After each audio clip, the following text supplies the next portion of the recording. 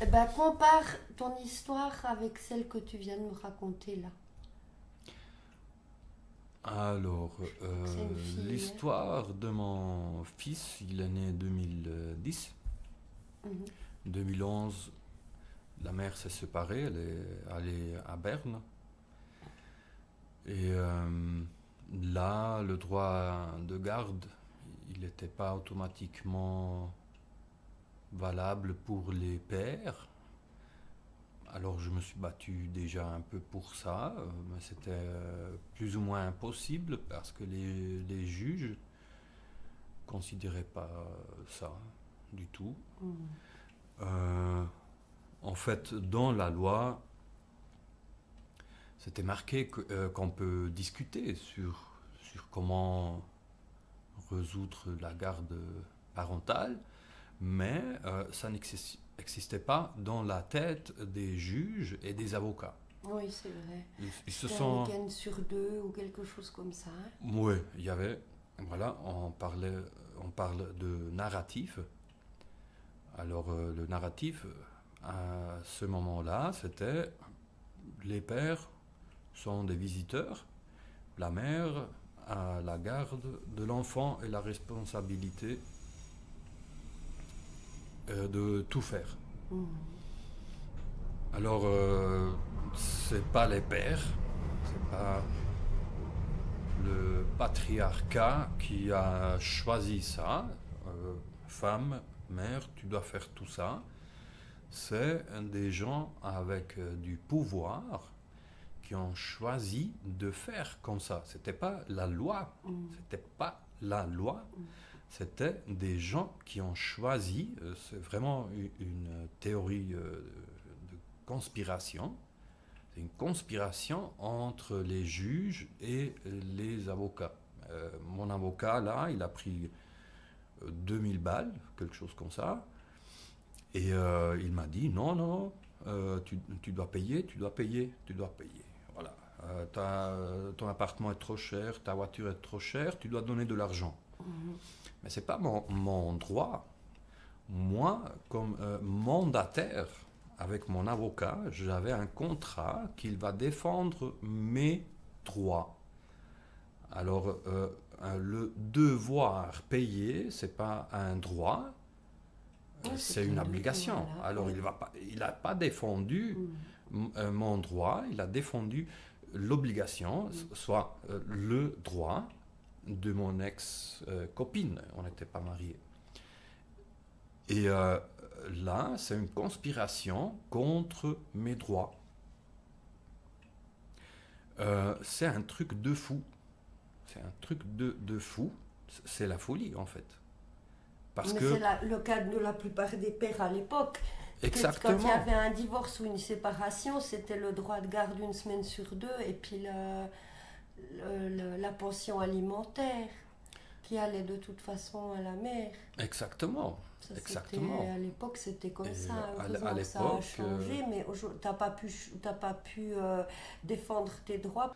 2014, la loi a changé. Ils ont stipulé dans la loi, parce qu'il y a eu une décision déjà impair, par exemple Zaunecker contre Allemagne, Mhm. la décision de la Cour européenne des droits de l'homme a changé aussi la loi en Suisse, parce que c'était officiel à Strasbourg. Ils Mhm. ont décidé que on ne peut pas discriminer euh, les pères à cause du genre, Mhm. du sexe, Mhm. sur le droit de garde. Mhm. Alors en Suisse, ça a changé. À ce moment-là, la mère s'est dit, mais attends, si les pères ont plus de droits, alors ça veut dire que peut-être je vais gagner moins d'argent, il va Mhm. devoir me donner moins d'argent. En fait, c'est la commune qui avançait Mhm. euh, Mhm. euh, Mhm. les pensions alimentaires parce que moi j'avais perdu le travail déjà. Et ils ont fait que je perds ce travail. Je ne trouve pas d'autre travail, mais ça, c'est une autre histoire un peu compliquée. Euh, alors, Là, elle a dit, ben, le père va enlever l'enfant. Il voulait l'emmener en Espagne. 2014, quand elle s'est rendue compte que tout pourrait changer pour elle de manière financière, alors du côté de l'argent pour elle, alors elle voulait s'assurer, elle a simplement dit, le père veut enlever l'enfant. Kidnapping. Mais moi j'étais en Suisse, j'ai pas bougé de la Suisse. J'ai pas acheté de billets, il n'y a pas de signe que moi j'allais enlever mon enfant. Et l'autorité, quand même, a stoppé le contact pour quelque temps. Il y a eu une expertise. Quelqu'un est venu chez moi voir comment ça va. Il a parlé avec moi et il a dit bah oui, il faut lui donner le droit de garde. Il faut essayer. Tout à fait. Mais c'est la manière déjà, ça montre la manière dans laquelle l'autorité suisse travaille. Il y a une exclamation, une accusation, il y a des mesures. Même si ça n'existe pas, ce danger n'existe pas, ils prennent des mesures. Alors j'ai vu ça dans mon cas. J'ai vu que les juges ne comprennent pas la situation, ils ne respectent pas les droits de la famille, ils ne respectent pas les droits humains, ils ne respectent pas la constitution suisse, ils ne respectent pas le code civil, ils ne respectent rien du tout. C'est des autorités, c'est de l'abus de pouvoir. J'ai vu ça, j'ai constaté. Mais il y a de pire, parce que j'ai entendu, j'ai connu beaucoup de monde qui m'ont raconté des histoires affreuses qui arrivent dans la Suisse. Et ça fait 100 ans. Des choses affreuses, des choses criminelles, systématiques. C'est des crimes contre l'humanité. On ne peut même pas s'imaginer qu'en Suisse, la maison de l'ONU, de l'Organisation mondiale de la santé, de la Croix-Rouge, de UNICEF, de plein d'organisations où on dirait mais c'est le top du top, ça va pas mieux, c'est un exemple mondial, la Suisse. C'est tout parfait en fait. Mais non, c'est que un prospectus HD. C'est tout un art, la politique suisse. Ouais, C'est très c'est des silencieux. des mensonges après mensonges après mensonges. C'est une arnaque presque, un crime presque parfait, parce que les autorités ils disent qu'ils ne peuvent pas parler sur les détails pour protéger les individus. Alors imagine-toi qu'il y a une autorité en Suisse qui enlève des enfants, qui fait violer les enfants, qui fait droguer les enfants, qui fait droguer les parents aussi. Ils font de la torture, ils font de la traite humaine et trafic de drogue, en fait. Des crimes contre l'humanité systématiques. Et on pose une question comme journaliste. Ils disent ah mais moi je ne peux pas parler de ça. Ah, c'est privé. Alors imagine-toi que tout trafiquant de drogue, tout violeur, tout le monde puisse dire ah non, je ne peux pas parler de ça. Ah, j'ai volé chez quelqu'un. On le sait. Quelqu'un a volé chez quelqu'un.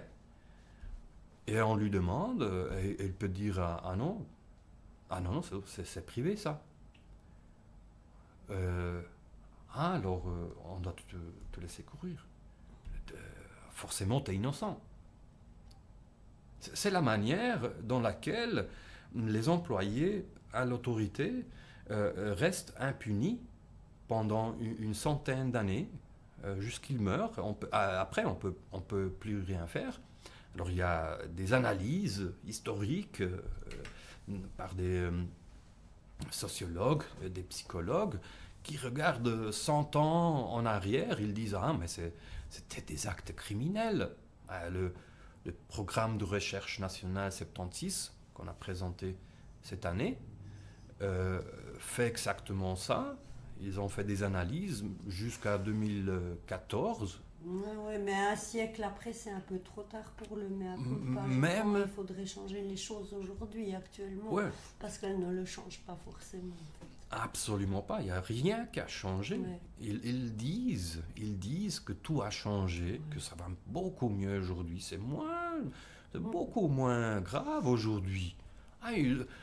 Enlèvement d'enfants, diffamation des parents, mais tout ça, aujourd'hui, ça n'existe pas, mais si ça existe, c'est exactement le même principe. C'est exactement le même principe. Le principe n'a pas changé. C'est des calomnies, des diffamations, de euh, contrefactions de cas. En fait, ils disent qu'il y a quelque chose qui s'est arrivé dans une feuille, mais c'est jamais arrivé. Oui, c'est vrai qu'on avait entendu que c'était plus facile. Oui, alors dans mon dossier, ils ont commencé à dire qu'il y a eu des conflits entre moi et mon ex. Et ils ont continué et continué sur ça. En fait, ils m'ont enlevé le droit de garde en 2016 parce que, bah, vu que j'ai pas enlevé mon enfant, j'ai pas emmené en Espagne, bah, ils ont commencé à chercher un moyen. Un autre moyen pour t'embêter, c'était quoi ce moyen? Raconte-nous. Bah, c'était d'abord au jardin d'enfants. Mon fils a dû donner des bisous sur les intimités d'un ami. Il m'a raconté. La mère a dit mais arrête de raconter des bêtises à moi quand je lui ai dit ce que mon fils m'avait raconté. L'autorité n'a rien fait. Moi après j'ai contacté le jardin d'enfants. Je voulais faire un rendez-vous pour voir si c'était vrai, s'il y avait des indices, parce que l'autorité ne faisait rien. Normalement, elle est forcée à porter plainte pénale, ou au moins c'est l'autorité de protection, en théorie. En tout cas, j'ai appelé le jardin d'enfants, l'éducatrice a contacté la PEA, il y a une note dans la fiche. Alors la responsable, Charlotte Christener à Berne, elle a pris note que moi je voulais faire rendez-vous et elle demandait le permis, si j'ai le permis de parler sur le sujet de mon fils. Ça a été confirmé par l'employé de l'autorité et en fait, l'employé de l'autorité a écrit dans la note que l'éducatrice a parlé de TDHA, trouble d'hyperactivité, faute d'attention, pour la première fois. C'était le 17 mars, je pense, ou août. Mais le jour après, le 18, ça je sais, la mère avait déjà rendez-vous chez un docteur. Alors, ils ont jamais fait attention aux activités sexuelles au jardin d'enfants, mais apparemment, la mère avait raconté que les éducatrices voulaient qu'on fasse une exploration sur le TDAH, le TADA. Et en fait, les éducatrices ont reçu une feuille de 1 à 5, combien de phénomènes ils avaient constaté de hyperactivité. Les éducatrices ont dit 0. Hyperactivité et faute d'attention, 0, 1. Voilà, presque rien. La mère, 3, 4. Et le copain, le nouveau copain de mon ex, 3, 4 aussi. Alors, hyperactivité et trouble d'attention très haut. Alors, le contraire de ce que les éducatrices disaient. Et moi, on ne m'a pas demandé. Moi, on ne m'a pas demandé mon avis. Comme père, qui avait le droit de garde à ce moment, 2015, ça a commencé. Et 2016, ils ont déjà tout de suite commencé à donner des stupéfiants, des amphétamines. Ils ont constaté que sa personnalité a changé. Ils ont dit, c'est l'influence du père. Alors voilà, il faut simplement lever le droit de garde, l'enfant va aller mieux. Mais voilà, non, j'ai dit, j'ai écrit aux autorités, mais c'est une blessure, c'est pas possible que vous faites ça, il n'est pas malade, donnez-lui une chance, il n'est même pas en école, il n'a pas eu de notes. Alors, attendez, mais non. Alors, ils ont fait une expertise aussi. Les experts ont dit qu'il y a des conflits entre les parents, mais il n'y a pas de conflit. En tout cas, je répète, il n'y a pas de conflit. C'est seulement un narratif qu'ils répètent, ils répètent. Et mais ils n'ont pas pu dire si moi je suis capable d'éduquer un enfant. Alors, j'ai suivi jusqu'à la Cour fédérale. Je suis allé porter plainte à la Cour européenne. C'est marqué 36 fois qu'on perd du poids avec ce produit. C'est marqué sur Swissmedic, partout. Les médecins ont ignoré le danger.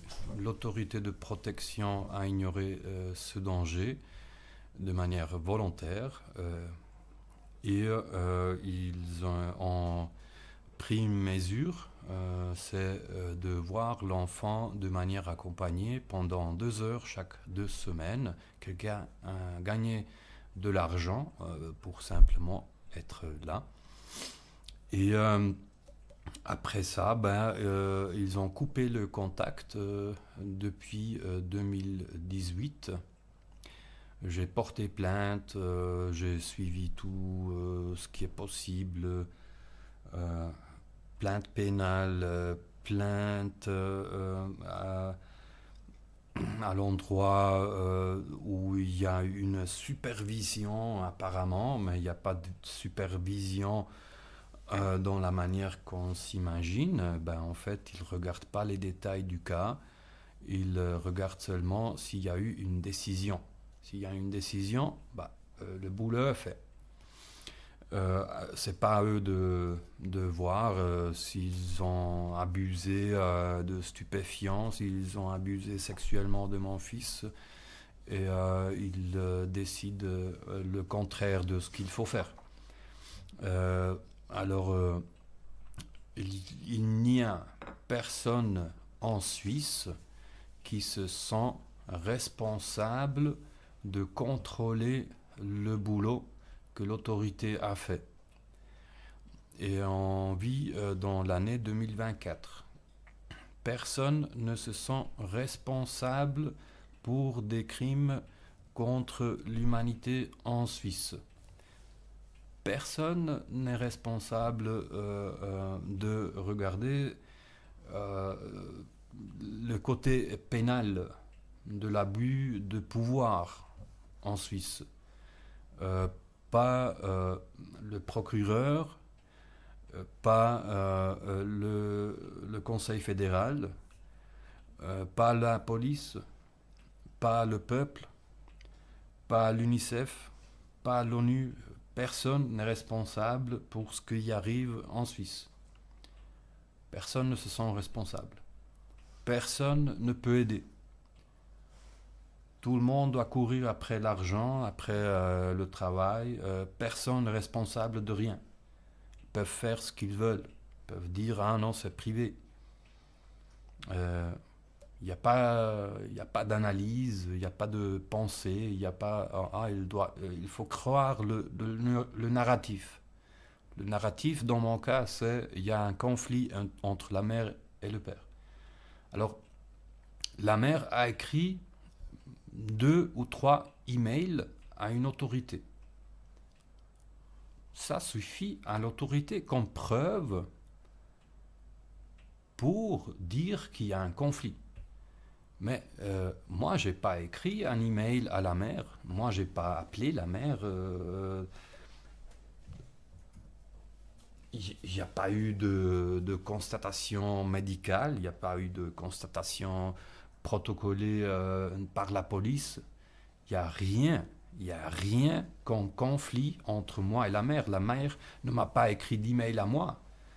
On n'a pas eu de débat sur un sujet.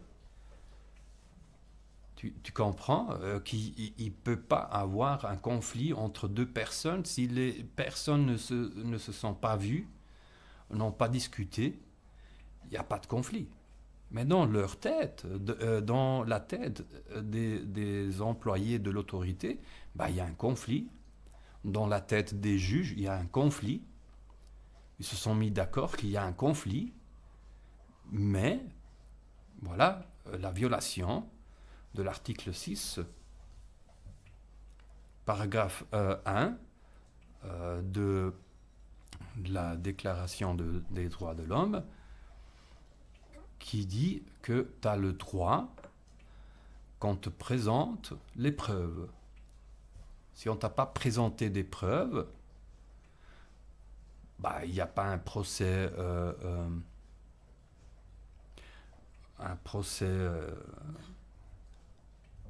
un bon procès, un procès conforme aux droits de l'homme.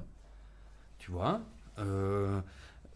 si on te juge sur un sujet pas prouvé, c'est arbitraire. C'est ce qui s'est arrivé dans mon cas, et c'est arrivé dans plein d'autres cas en fait.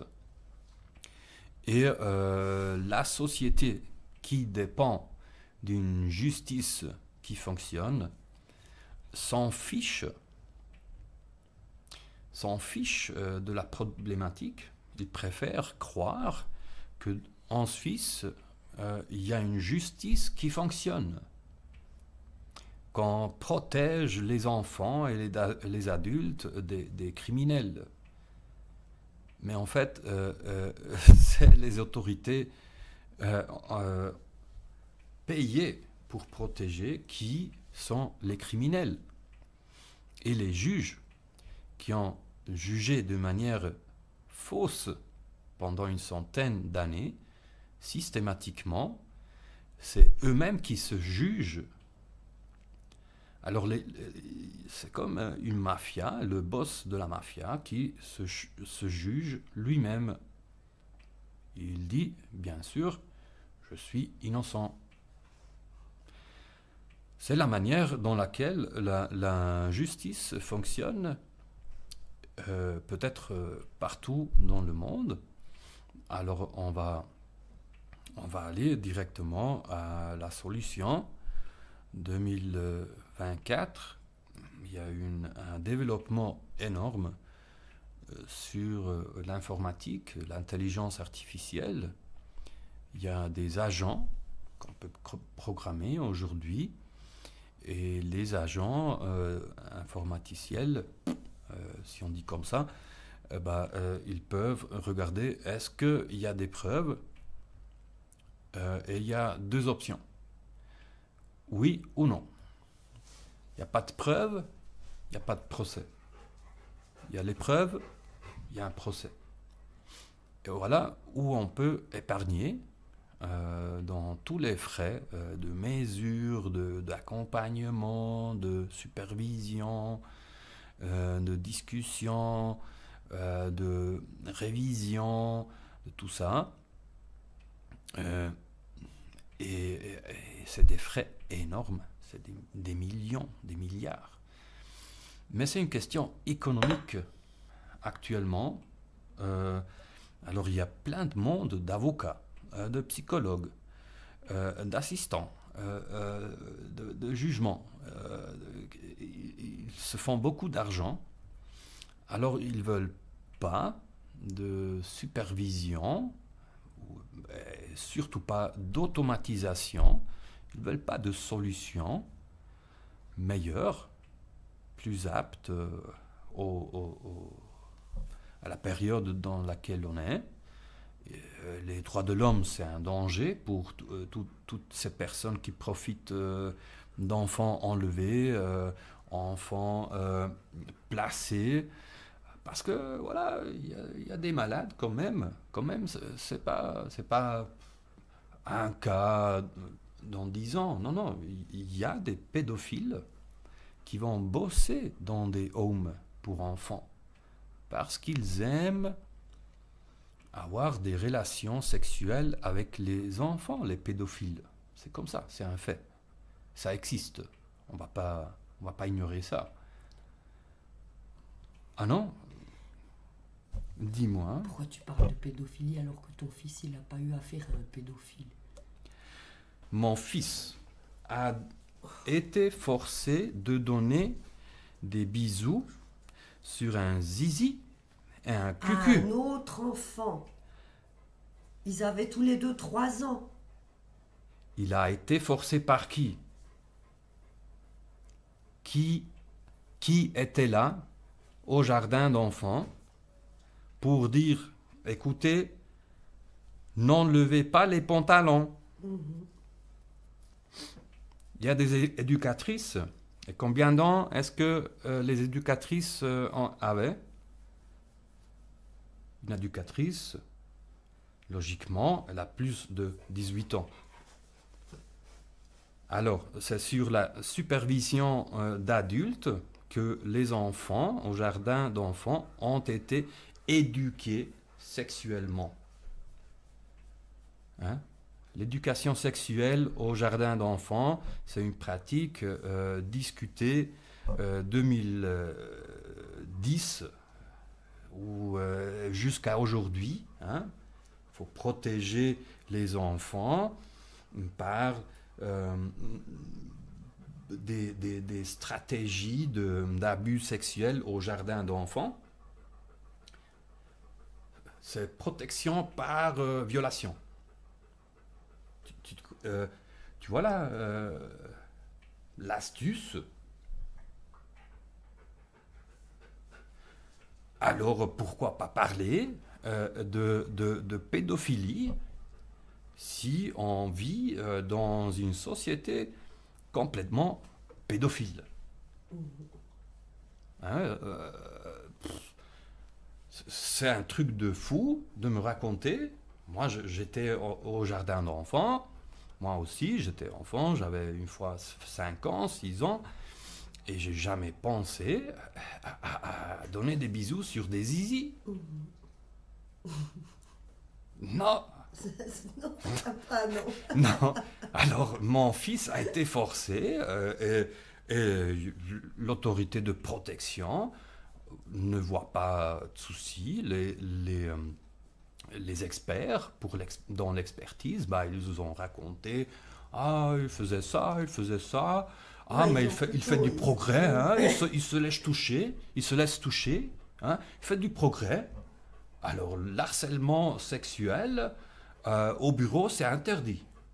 Hein, pour les adultes, c'est interdit. Mais les enfants, c'est bien. C'est bien s'ils se laissent toucher. S'ils se laissent toucher, c'est un progrès.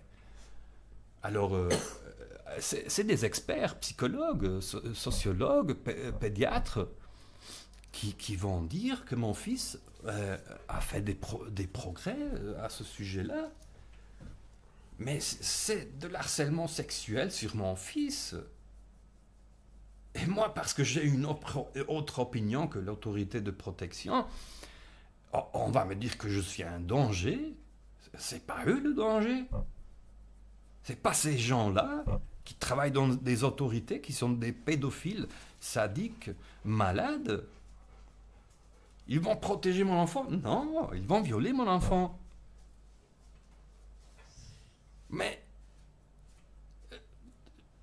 c'est écrit dans une fiche. Mais personne va lire la fiche. Personne ne s'intéresse à la fiche. Parce qu'aujourd'hui, tu lis quoi? On lit quoi dans cette société? Rien. Rien du tout. Rien du tout. Quelqu'un va s'intéresser à mon fils. Ouais. Ils ont déjà éteint la vidéo, tu vois. Mhm. Ça fait des heures et des heures.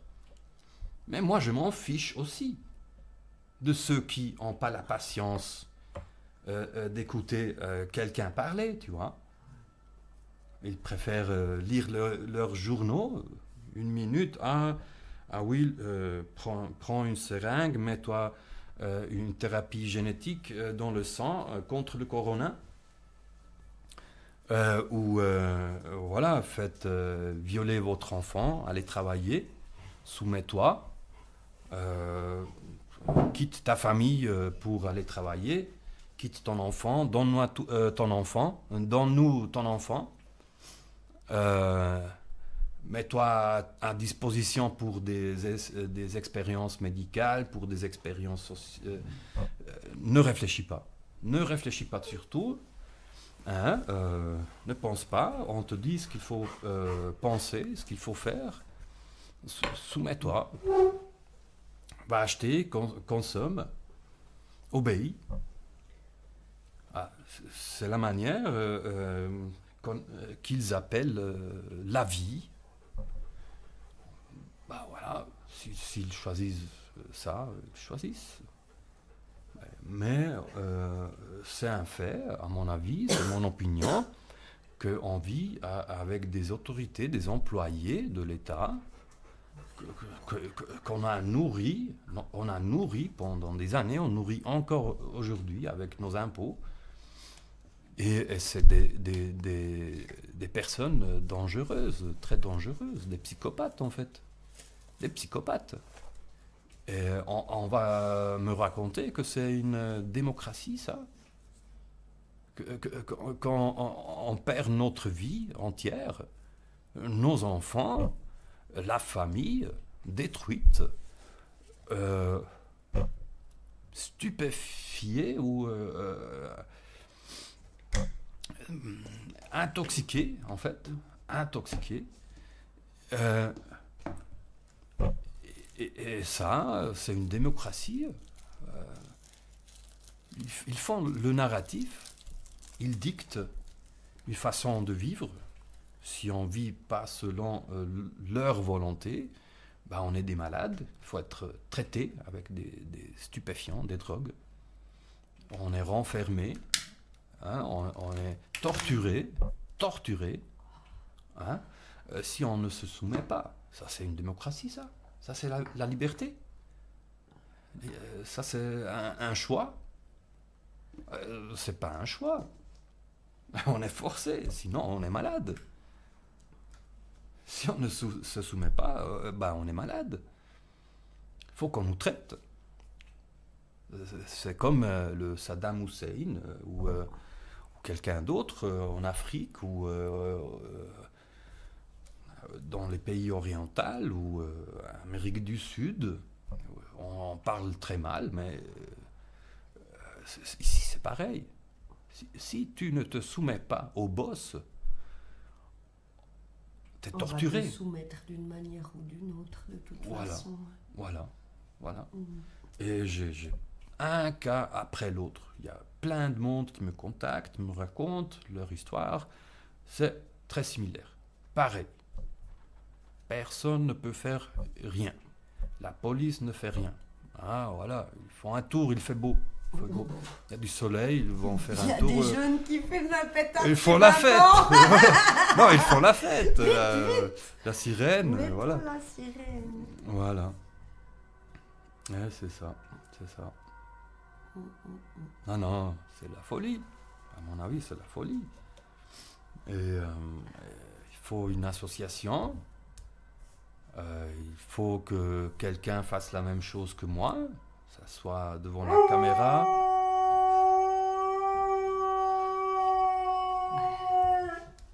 Il faut la meute. Les gens, il va réveiller les gens. Il faut la meute. Bah, Les gens qui l'ont envie de sortir merci. depuis longtemps.